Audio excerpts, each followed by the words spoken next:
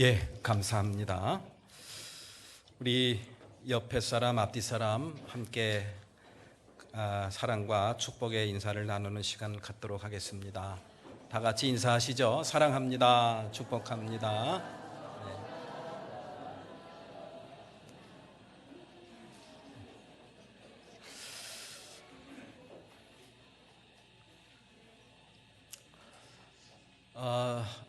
이 세상에 살면서 가장 힘든 일이 여러분들 뭡니까? 뭐가 제일 힘드나요? 특히 아이들 때도 그렇지만은 이게 어른이 되면서 참 힘든 일, 또 연세 들면서 우리가 정말 세심하게 배려해야 될 그러한 인간관계 가운데 정말 우리가 조심해야 될 것이 바로 뭐냐? 모욕감입니다. 그리고 수치심 유발, 수모를 주는 행위들 정말 조심해야 돼요.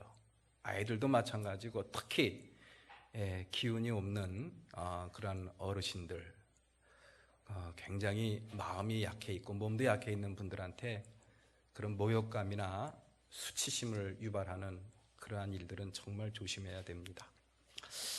목사로서 저도 마찬가지예요. 제일 힘든 거는 모욕감을 느끼는 거, 또 수모를 당하는 그런 일들. 많지는 않지만 그런 느낌이 들 때는 정말 참기 힘들어요. 오늘 사도 바울이 수모를 당하는 그런 모습이 나옵니다. 모르겠습니다. 제가 보기에는 굉장한 수모예요. 이 사도 바울은 정말 큰 일을 해내셨죠. 다마스커스 산상에서 예수님을 만나고 그 뒤로 변화되어서 복음을 갖고 전 세계를 다니면서 놀라운 기적을 베풀고 또 많은 사람들한테 복음을 전하고 또 교회를 세우는 그런 큰 일을 감당했다는 것을 압니다. 그리고 교회 역사에서도 크게 다루고 있고요. 그런데 이 사도 바울에게 있어서 정말 목숨과도 바꿀 수 있을 만큼 소중히 여기는 게 바로 뭐냐? 십자가 복음입니다. 이 사도 바울이 그렇게 열정적으로 최선을 다해서 목숨을 아까워하지 않고 이방인들에게 가서 그렇게 선교를 할 수 있었던 그 비결은 바로 뭐냐? 십자가 복음이에요. 십자가 복음이 뭡니까? 행위나 공로로 구원을 받는 게 아니라 예수 그리스도의 고난과 예수 그리스도의 십자가 죽음 속에 담겨있는 하나님의 약속입니다. 예수 믿으라는 그런 이야기예요. 십자가에서 고난을 받으시고 십자가에서 피 흘려 돌아가신 그 모든 사역이 여러분들을 구원하기 위한 하나님의 그러한 계획이었다라는 그런 이야기입니다. 그러니 그러한 사실을 믿는 믿음으로 말미암아 우리가 어떻게 됩니까? 죄사함을 받고 하나님의 자녀가 됩니다. 다시 말해서 구원을 받게 된다라는 그런 이야기. 이거였구나. 그러면서 사도 바울이 이제 전 세계를 다니면서 복음을 전하는 복음의 일꾼이 되었던 것이죠. 그런데 이 사도 바울이 1차와 2차, 3차 전도 여행을 이제 다 마치고 예루살렘에 갔습니다. 예루살렘에 간 이유는 두 가지예요. 하나는 예루살렘 교인들을 위해서 헌금을 했습니다. 하나님을 잘 모르던 사람들이 이제 복음을 받아들여서 하나님을 알게 되었습니다. 예수 그리스도를 통해서 하나님을 믿게 되었습니다. 그래서 그들에게 예루살렘 교회의 어려운 사정, 기근이 들어가지고 많은 교인들이 이렇게 기아에 이렇게 시달리고 있다라는 이야기를 듣고 마음이 아파서 헌금을 한 거예요. 그게 고린도 교회, 또 이렇게 마케도니아에 있는 교회, 또 소아시아 지방에 있는 교회들이 다 청성껏 헌금을 모았습니다. 그래가지고 그 헌금을 들고 이 사도 바울이 이제 예루살렘을 간 거죠. 그리고 또 하나는 보고예요. 이방 지역에 가서 이렇게 사람들이 복음을 듣고 사람들이 그 복음을 복음을 통해서 예수님을 믿고 또 하나님의 자녀가 되어서 이렇게 여러분들과 똑같은 신앙인으로 든든히 서가고 있습니다 라는 보고를 드리기 위해서 사도 바울이 간 거예요. 얼마나 자랑스러운 일입니까? 아마도 저 같으면 예루살렘 교회에 속해 있는 사람이었다고 한다면은 그러한 사도 바울을 플래카드를 걸고 이렇게 환영 현수막을 들고 박수를 치면서 환대를 하고 또 편안한 잠자리도 제공하고 또 맛있는 음식도 제공을 아마 하지 않았을까라는 그런 생각을 해봐요. 그런데 뜻밖이었습니다. 이 야고보와 예루살렘 교회 장로들이 이 사도 바울을 부르는 거예요. 불러가지고 대뜸하는 소리가 큰일 났습니다. 지금 이곳에 있는 그런 유대 기독교인들이 당신을 지금 오해를 하고 있습니다. 무슨 오해를 하고 있느냐? 모세의 율법을 지키지 말라고 전 세계를 다니면서 떠들고 있다는 그런 이야기예요. 오늘 본문 말씀에도 그렇게 있죠. 21절 하반절에 모세를 배척하라고 가르친다는 것입니다. 사도 바울은 모세를 배척하라고 가르친 적이 없습니다. 사람들이 오해를 한 거예요. 사실 사도 바울은 율법으로 인해서 구원을 얻을 수는 없다. 그래서 이 이방인들에게 율법을 몰라도 됩니다. 그리고 율법을 지키지 않아도 됩니다. 대신 여러분들은 예수 그리스도를 믿으십시오. 그분을 믿는 믿음으로 말미암아 여러분들이 죄사함을 받고 구원을 얻습니다. 이방인들이 너무너무 좋아하는 거예요. 그 복음을 받아들이고 하나님을 믿게 되었고 하나님을 찬양하는 그러한 신앙인으로 살아가게 된다는 거, 이게 사도 바울에게서 얼마나 큰 보람이었는지 몰라요. 그런데 유대 기독교인들이 오해를 한 겁니다. 사도 바울은 율법을 반대하는 사람이구나. 모세의 율법을 배척하는 사람이구나. 할례를 받을 필요도 없고 정결 예식을 받을 필요도 없다 그러면서 율법을 갖다가 배척하는 사람이구나. 이러면서 그리스도인이면서도 이 율법의 어떤 율법에 대한 어떤 애착을 갖고 있었던 유대 기독교인들이 이 사도 바울을 갖다가 오해를 하고 있었어요. 오해를 하고 있었습니다. 그러한 상황을 갖다가 야고보는 여기서 예루살렘 교회 지도자이면서 예수님의 동생이었어요. 그런데 예루살렘 교회 지도자였죠. 사도 바울을 불러가지고 지금 상황이 이렇게 됐으니까 어떻게 하면 좋겠습니까? 우리는 당신을 이해합니다. 이해합니다만은 그렇게 당신을 오해하는 사람들이 있으니까 어떡합니까? 당신이 율법을 배척하는 사람이 아니라는 거, 그리고 모세를 배척하라고 가르치는 사람이 아니라는 사실을 몸으로 좀 보여주십시오. 그게 바로 뭐냐? 정결 예식을 행하라는 그런 이야기예요. 정결 예식. 정결 예식이라는 게 뭐냐? 하나님 앞에 선한 것이 있는 사람들, 그리고 무슨 큰 일을 앞둔 사람들이 자신의 어떤 영과 몸, 육신을 갖다가 깨끗하게 씻김을 받는 그런 의식이에요. 그거 어떻게 씻느냐? 머리를 깎고, 말씀을 묵상하고, 그리고 또 이렇게 거기서 이 제사를 드리고, 그리고 마지막 날에는 이제 뭘 하느냐? 제사를 드리는 거예요. 양을 바치고 송아지를 바치고 속죄제를 드리고 번제제를 드리고 화목제를 드리면서 이제 하나님 앞에 이제 제사를 드리는 것으로 마무리가 되는 것이 정결 의식입니다. 이걸 하라는 거예요. 그러니까 마침 우리 멤버들 가운데 4명이나 하나님 앞에 선한 사람이 있는데 이 사람들과 같이 하라는 거예요. 그러면 사람들한테 소문이 더 빨리 퍼져나간다는 거예요. 십자가 복음을 들고서 전 세계를 다니면서 그 고난을 감수하면서 복음을 전했던 사도 바울에게는 이보다 더한 모욕이 없습니다. 이보다 더한 수모가 없습니다.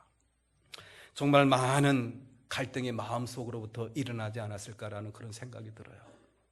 그런데 그렇게 율법주의자들, 사도 바울을 배척하고 사도 바울을 시기하는 사람들이 그런 얘기를 했으면 조금 이해가 되는데, 자기를 충분히 100% 이해한다고 하는 예루살렘 교회 지도자들이 자기한테 그렇게 이야기하는 것에 대해서 얼마나 서운했을까. 1차 전도 여행 끝나고 예루살렘 공회 종교회의가 있지 않았습니까?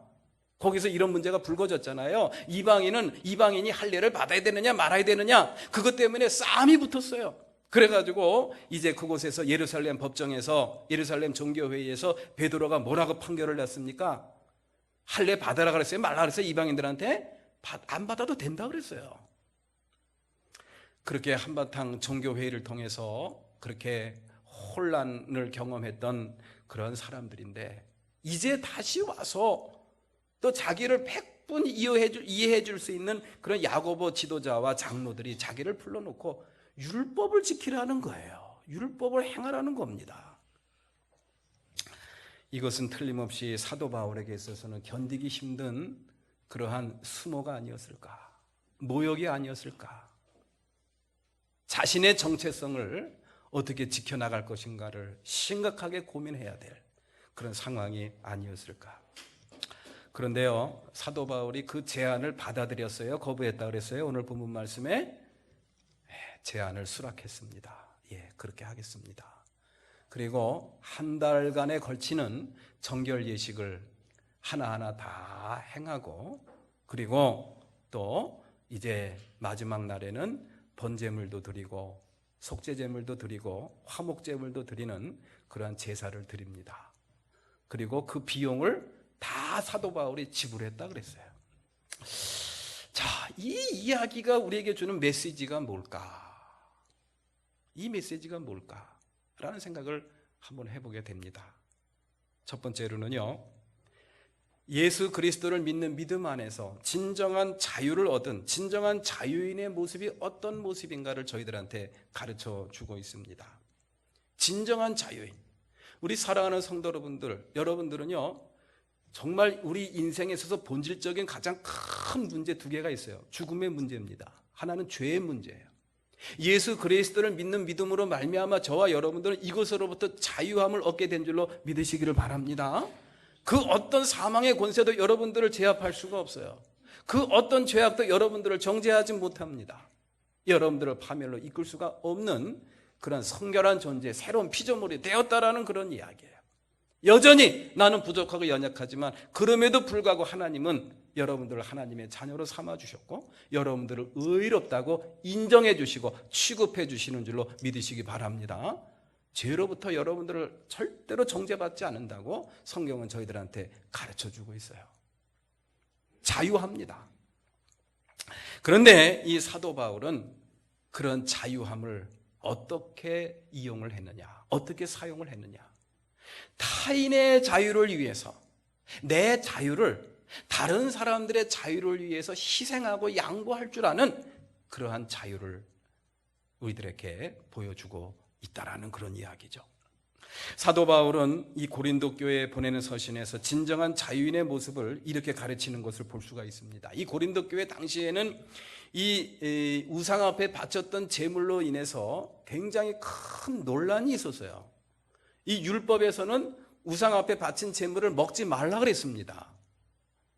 그런데 이 많은 복음을 듣고 새로운 믿음을 갖고 살아가는 사람들은 그 먹어도 괜찮다라고 배웠습니다. 그런데 그 율법에 먹지 말라고 했으니까 그거 먹어서는 안 된다라는 그리스도인이 있었고 또 먹어도 된다라는 그리스도인들이 있었어요. 이 두 사람 사이에서 싸움이 벌어진 거예요. 우리가 예수를 믿는 믿음을 갖고 살아가면서도 은근히 그런 어떤 미신적인 그런 요소들이 우리 마음속에 많이 남아있는 걸 볼 수가 있어요. 이를테면은 어떤 사람이 뭐 제사를 지낸 떡을 갖다가 가지고 우리 제사 지낸 떡 안 먹습니다. 그런 사람들이 좀 마음에 찜찜함을 갖고 그렇게 안 먹는 사람들이 있어요. 요즘엔 그런 게 없습니다만은 옛날 시골에서는 고사를 많이 지냈어요. 그럼 고사를 지내고 떡을 주변에 돌리면 예수 믿는 집에는 우리 고사 떡 안 먹습니다. 거절을 합니다. 괜찮아요. 먹어도 괜찮습니다. 근데 우리 마음속에는 그런 미신적인 그런 요소가 이제 어느 정도 남아있는 것을 우리가 경험을 하게 되죠. 유대인들도 마찬가지였어요. 그래서 먹어도 괜찮아요. 먹어도 괜찮지만 율법에 먹지 말라고 기록된 것이 늘 마음에 걸리는 거예요. 안 먹는 거예요. 거기에 대해서 이 사도 바울이 명쾌하게 결론을 이렇게 내려줍니다. 고린도전서 8장 9절 말씀이죠. 다 같이 한번 읽어볼까요? 시작. 그러나 여러분에게 있는 이 자유가 약한 사람들에게 걸림돌이 되지 않도록 조심하십시오. 아멘.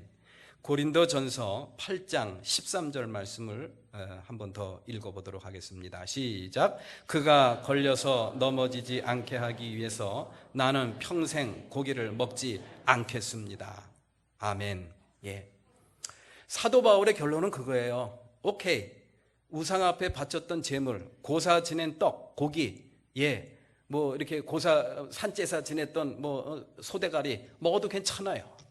먹어도 괜찮지만 그것이 그런 자유를 누릴 줄 모르고 믿음이 연약한 사람들, 다시 말해서 그런 것을 통해서 시험이 들 만한 사람들, 그것 때문에 걸려 넘어질 사람들이 있으면은 먹겠다는 거예요? 안 먹겠다는 거예요?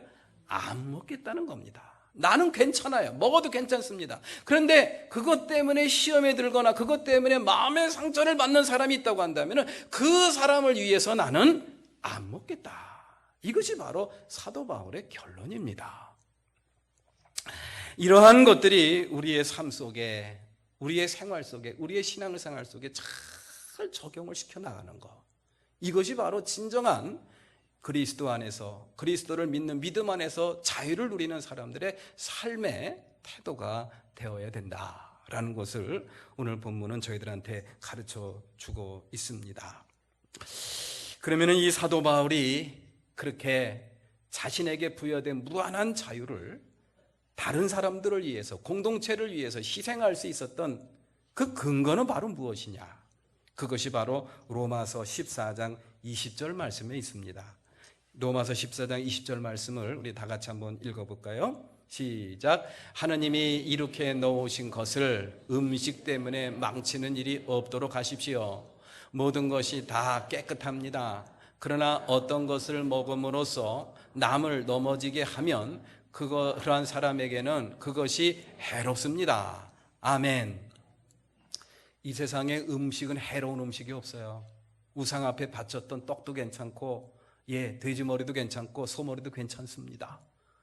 그런데 그것 때문에 시험에 들 사람이 있다고 한다면은, 그것 때문에 마음의 상처를 받는 사람이 있다고 한다면은 그 음식이 해로운 음식이 될 수가 있다라는 그런 이야기예요. 그러니 먹지 말라는 그런 이야기입니다. 먹어도 괜찮아요. 음식은 다 깨끗합니다. 우리 몸에 도움이 되는 음식, 괜찮습니다. 그러나 그 음식을 먹음으로 말미암아 상처를 받는 사람이 있거나 자유의 걸림돌이 되는 사람이 있다고 한다면은 먹지 말라. 이것이 우리에게 주는 의미는 바로 그거예요. 바로 자신의 자유가 방종이 돼서는 안 된다라는 그런 이야기죠. 하고 싶은 대로, 옳으니까, 바른 거니까 하라고 했으니까 무조건 다 하지 말라는 그런 이야기예요.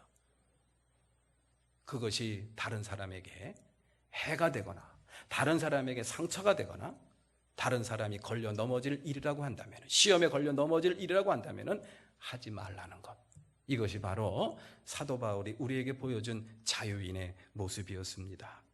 우리 사랑하는 성도 여러분들, 우리 삶 속에 그러한 경우가 참 많이 있어요. 그런 경우가 참 많이 있습니다. 여기서 사도 바울이 이야기한 그러한 이 판단의 근거, 자신의 자유를 다른 사람들의 자유를 위해서 희생하고 양보하고 또 내려놓을 수 있었던 근거는 바로 뭐냐? 한번 따라서 해보시죠. 하느님이 이루신 일. 그래요. 로마서 14장 20절 말씀에 그랬잖아요. 하나님이 이렇게 놓으신 것을 음식 때문에 망치는 일이 없도록 하십시오. 하나님께서 이렇게 놓으신 일, 그것 때문에 사도 바울이 자신의 자유를 내려놓은 겁니다. 그래서 우리 사랑하는 성도 여러분들, 이 땅에서 자유함을 누리는 데 있어서 무엇보다 우선돼야 될 첫 번째 가치, 판단 기준은 바로 뭐냐? 하나님이 이루신 일입니다. 하나님께서 저와 여러분들을 위해서 원하시는 일, 하나님께서 우리 매원교회를 통해서 이루고자 하시는 그 하나님의 일, 그것이 우리 삶에 있어서 최고의 최우선적인 판단 기준이 되어야 한다라는 그런 이야기예요. 사도 바울이 여기서 이야기했던 판단 기준의 첫 번째 판단 기준, 그리고 하나님이 이루고자 하신 일, 하나님이 이루신 일이 뭡니까? 하나님께서 원하시는 일이 뭡니까? 이방인과 유대인이 하나가 되는 거예요. 이방인과 유대인이 하나가 되는 거예요. 어떻게 하나가 됩니까?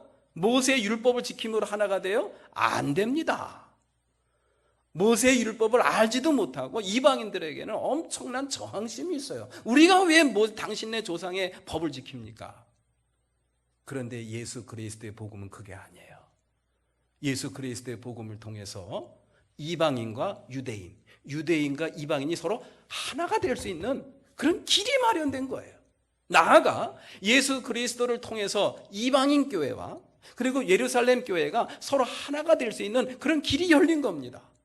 그것이 바로 하나님께서 원하시는 일이고 그것이 바로 하나님이 이루신 일이라는 그러한 굳건한 믿음이 사도 바울에게 있었던 거예요. 그래서 사도 바울은 그래, 그것을 위해서라고 한다면은 내 자유함을 내려놓을 수가 있다. 그러면서 정결 예식을 수락한 것이 아닐까라는 그런 생각을 한번 해보게 됩니다. 우리 사랑하는 성도 여러분들, 우리가 신앙생활하면서 교회에서 남성교회, 여성교회 속회 활동, 또 각 기관에서 활동하면서 갈등을 일으킬 때가 있죠. 이것이 옳으냐 저것이 옳으냐 이런 것 때문에 논쟁이 되고 그런 논쟁 때문에 서로 마음의 상처를 받는 그런 경우가 참 많아요. 그래서 서로 이렇게 믿음의 공동체를 또 멀리하고 또 떠나기도 하는 그런 경우가 있어요. 참 가슴이 아파요. 우리 신앙생활 하면서 삶에 있어서 판단의 최우선 기준이 될 게 바로 뭐냐? 하나 되는 거예요. 하나 되는 겁니다. 옳고 그르고 판단하는 것도 중요하죠. 그러나 그것보다도 더 중요한 게 바로 뭐냐? 하나가 되는 겁니다. 예수 그리스도를 믿는 믿음 안에서 하나가 되는 거예요. 한 형제 자매가 되고 한 식구가 되는 거, 그것을 파괴하고 그것을 분열시키는 것이 있다고 한다면 옳고 그름에 대한 모든 판단을 스톱하지 말라는 그런 이야기. 기다려야 됩니다. 오늘 본문 말씀에서 사도 바울은 그런 모습을 저희들한테 잘 보여주고 있어요. 그 다음에 또 하나 이 말씀을 통해서 우리가 생각해 볼 수 있는 또 하나의 교훈이 있다고 한다면 우리가 추구해야 될 은사 가운데 지식의 은사라는 게 있고 지혜의 은사라는 게 있어요. 한번 따라서 해보시죠. 지식의 은사보다 지혜의 은사를 구하자. 지식의 은사보다 지혜의 은사를 구해야 된다라는 사실을 이 말씀을 통해서 다시 한번 생각을 해보게 됩니다. 제가 언젠가도 말씀을 드린 기억이 얼핏 납니다만은 서울에 있는 그 역삼동, 강남이죠. 거기서 한 4년여 전도사 생활을 한 적이 있습니다. 제가 근무하는 그 사무실에 그 교회 이틀이 멀다 하고 교회 와서 이것저것 둘러보시고 살피시는 권사님이 있었어요. 개인 사업을 하시는 권사님이 계셨고 또 그분이 또 그분하고 만나면은 차 한잔 나누면서 이렇게 이 얘기를 주고받고 하는 그런 또 권사님이 한 분 계신데 그분은 교회 차량과 목사님 차량을 운전하시는 그러한 박아무개 권사님이었어요. 그 사업을 하시는 신아무개 권사님과 이 운전으로 섬기고 있는 이 박아무개 권사님이 만나기만 하면 그렇게 이 이야기 저 이야기 그렇게 이야기를 많이 해요. 잘 통하나 봐요. 그런데 그분들의 특징이 있어요. 항상 얘기 끝이 안 좋아요. 그 끝이 어떻게 끝나느냐?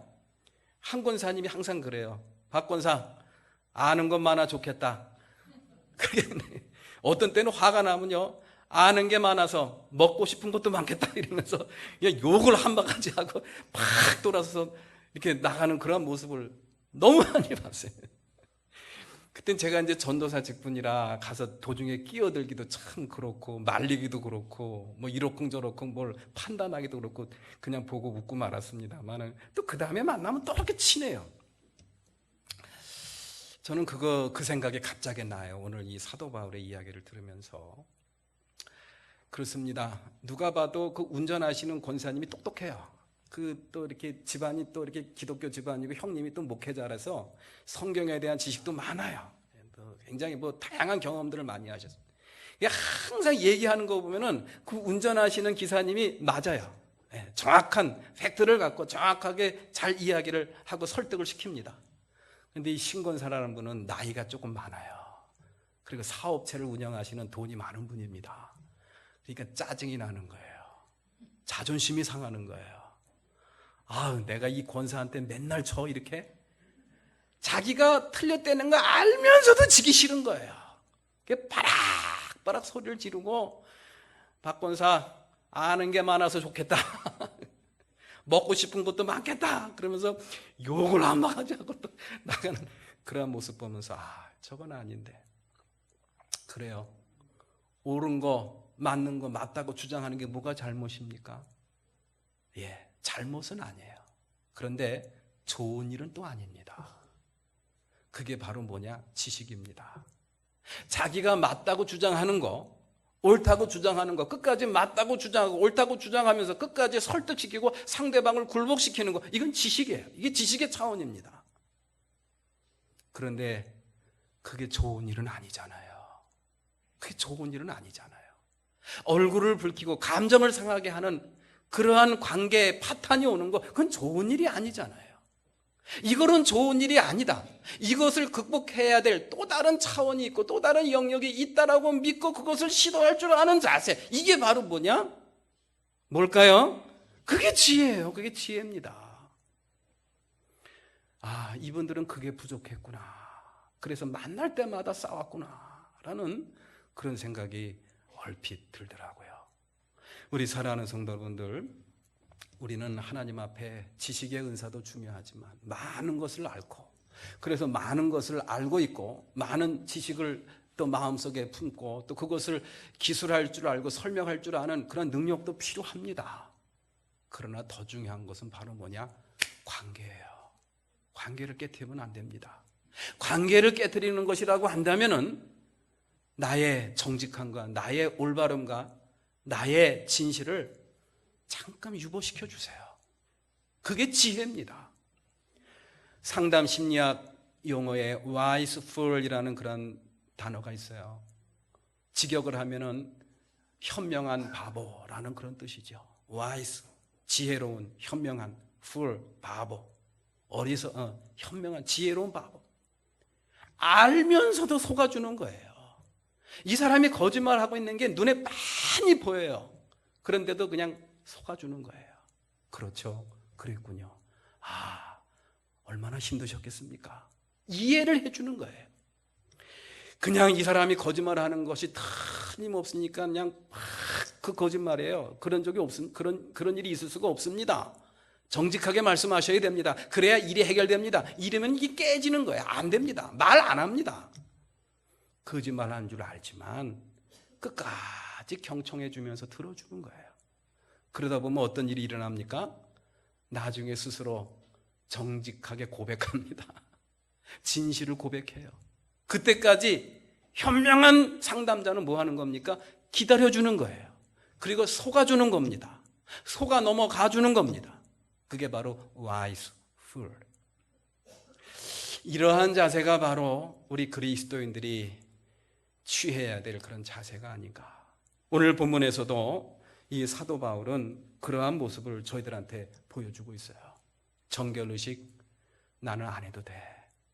그런 거 안 해도 나의 십자가 복음에 대한 충분한 지식과 또 그거에 대한 논리, 이런 것들을 갖다가 아주 명쾌하게 설명하고 그들을 굴복시킬 수가 있습니다.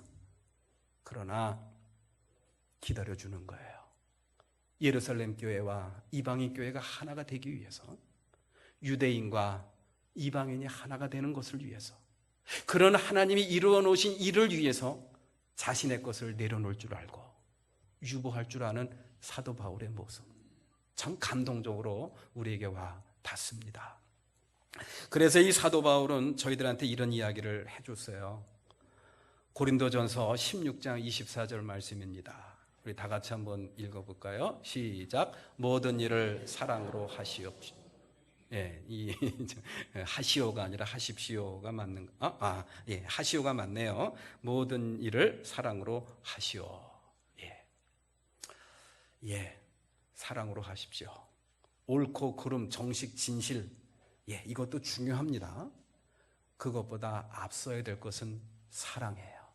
우리 자녀에게도 마찬가지고, 아내에게도 마찬가지고, 남편에게도 마찬가지입니다. 우리 교우 관계에서도 마찬가지입니다. 사랑과 진실, 정식보다 더 앞서야 될 것은, 또 최우선적으로 판단 기준이 되어야 될 것은 사랑입니다. 그 사랑으로 우리가 감당할 때 우리는 지식의 삶을 살아가는 것이 아니라 지혜의 삶을 살아갈 수가 있습니다. 어느 누구에게도 얽매이지 않는 자유로운 몸이지만 스스로 모든 사람을 위해서 충분히 넉넉하게 종이 될 수 있는 그런 아름답고 복된 사명자의 삶을 살아가게 될 줄로 믿습니다. 그렇게 사도 바울의 마음을 여러분들 가슴속에 마음속에 잘 간직해서 그렇게 지혜로운 삶, 그렇게 참된 자유인의 삶을 살아가시는 우리 모든 매원교회 교우들 되시기를 주님의 이름으로 축복합니다.